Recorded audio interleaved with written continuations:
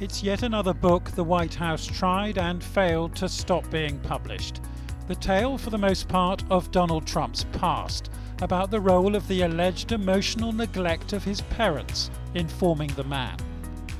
The president's younger brother, Robert, on the left here, led the legal action against the book, which he says sensationalizes relationships for financial gain.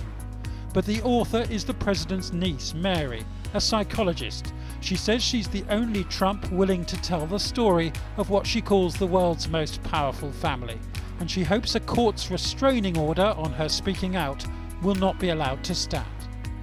We've opposed that. The Supreme Court has never upheld a prior restraint in any case in history where political speech was involved. That's what this is. It's an important book about the President of the United States. In the US, the book has replaced John Bolton's The Room Where It Happened at the top of many bestseller charts, even though it's not released until next week. And with the former assistant of the First Lady, Melania, also soon to publish, Mr. Trump might be justified in feeling under fire from all sides. And Jonathan joins me now from the newsroom. Jonathan, first, how close is Mary to Donald Trump? Well, she's estranged from him, Kathy, even more so after this book. The book is good on psychological evaluation, not so good on telling anecdote, unlike John Bolton's book. She hasn't forgiven her uncle for going to the cinema on the night that her father, his brother, died. She also hasn't forgiven him for whatever role he played in making sure that Donald Trump's father cut her out of his will. And she writes this about the 2016 election result.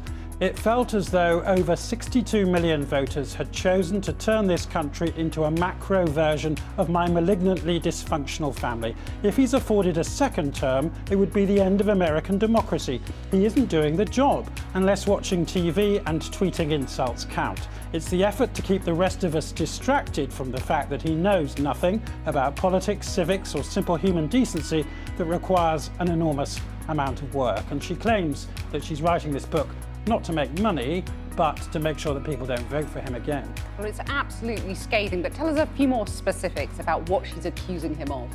Well, she says that he paid someone to take his SAT exams so he could go to the Wharton School of the University of Pennsylvania. She says Donald Trump cheats as a way of life. She puts a lot of the blame for this at his own parents and for the emotional and psychological neglect that she says that they inflicted. And she writes this: Donald's penchant for division and devastating uncertainty about our country's future have created a perfect storm of catastrophes that no one is less equipped than my uncle to manage. His ability to control unfavourable situations by lying, spinning and obfuscating has diminished to the point of impotence in the midst of the tragedies we're currently facing. So strong stuff. It is indeed, and fascinating. And also she is a psychologist by trade. So what does she make of Donald Trump's mental state? Well, she tries to work that out. She says the problem is that he won't submit to a barrage of psychological tests. And she also wonders what the effect of 12 fizzy drinks a day has on the president, as do many others. She reaches this conclusion. A case could be made, she writes, for antisocial personality disorder. He may have a long undiagnosed learning disability that for decades has interfered with his ability to process information. And she goes on, Donald requires division. It's the only way he knows how to survive. My grandfather ensured that decades ago when he turned his children against each other. But he can never escape the fact that he is and always will be a terrified little boy. Now, the fact remains that the COVID crisis and the state of the US economy are things that Donald Trump has to worry about far more than this book. But nevertheless, it is the first time a member of the family has turned against him so very publicly.